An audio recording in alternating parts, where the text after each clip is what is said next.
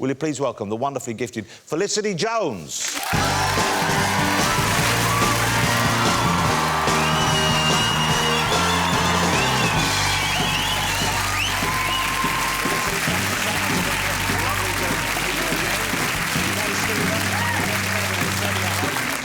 Hi, lovely to see you. Very nice. Oh, there you go. Thanks. Wow, that's really tight. OK. No, we're fine. Okay. Oh, it's cosy on here. This feels a bit like blind date to me. I want you to ask a question to boy number one, please. I'll have them all. Wow, there you go. Hold on, gestured over that way, nothing over here. No, this is where the screen is. Oh, I'm not even in the game. No, you're Scylla. You're Scylla. I don't want to be Scylla.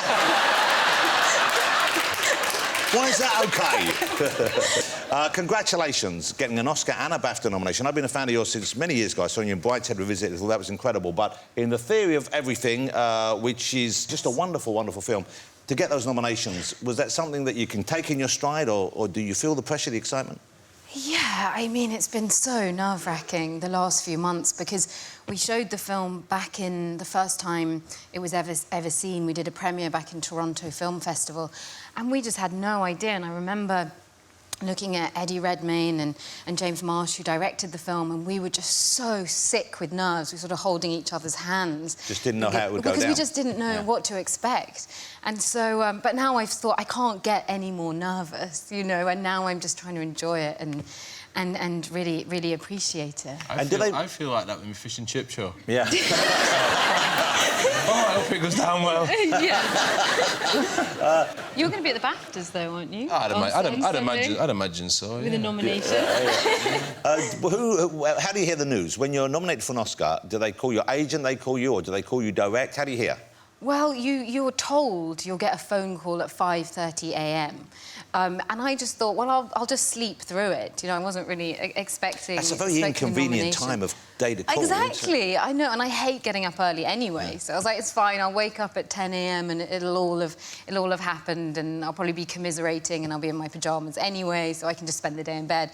But then I woke up at about 4 a.m., just sort of sprung up, and then I thought, what? I've got an hour and a half to sort of anxiously wait. And I thought, I don't want to stream it because that's just weird. Yeah. So I just sort of nervously waited, and then I got a phone call saying that I'd been nominated. So someone from the Academy phoned you and said... No, it was my publicist who I work with. And what did you say back? What words spring out your mouth first? There were no words. There was just lots of sort of hyperventilating and exclamations and screaming and jumping around in my pyjamas.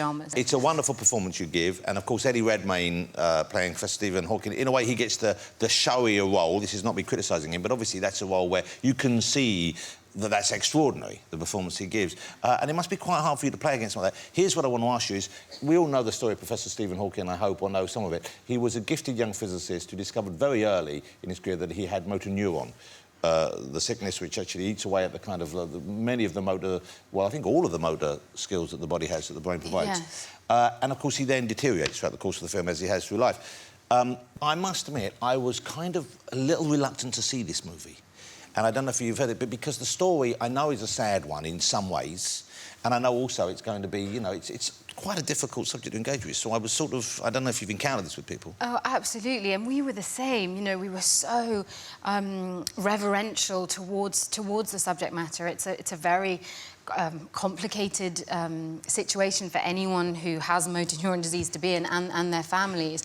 And we were so in awe of Jane and Stephen and they're incredible people, and we were sort of tiptoeing around the whole thing constantly. And then we spoke with Tim, who's Jane and Stephen's youngest son, who's such a lovely, lovely guy, so sweet-natured.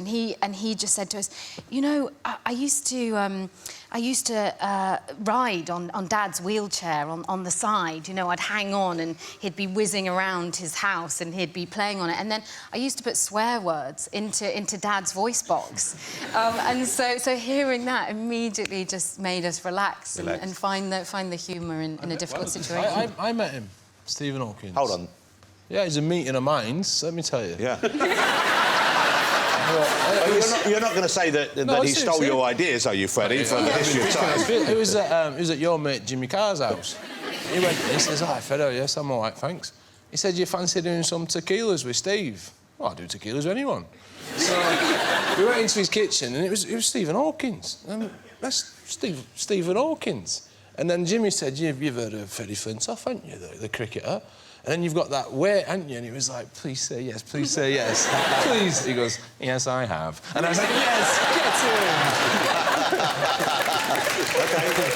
Listen, OK.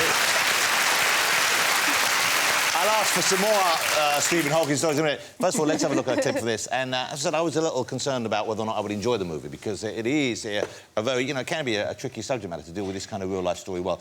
I thought it was a charming film. It was a surprisingly romantic film, a really beautifully romantic story, I thought. And it really moved me, and I think that's got so much to do with your performance and, of course, Eddie's. Have a look at this. If you haven't seen it already, I'm sure you will love it, but this is the theory of everything. That's a lovely scene as well.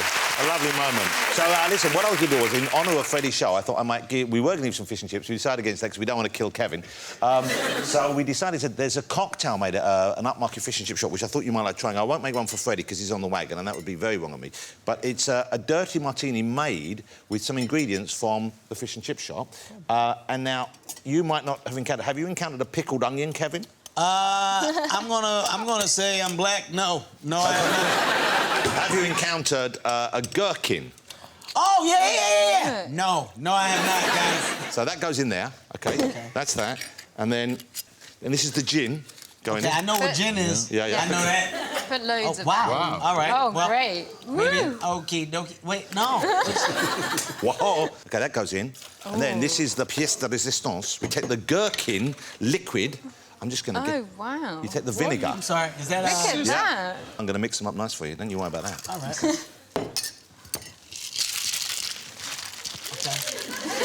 Yeah, I know what you're thinking. Tom Cruise. Yeah, come on. OK, and then...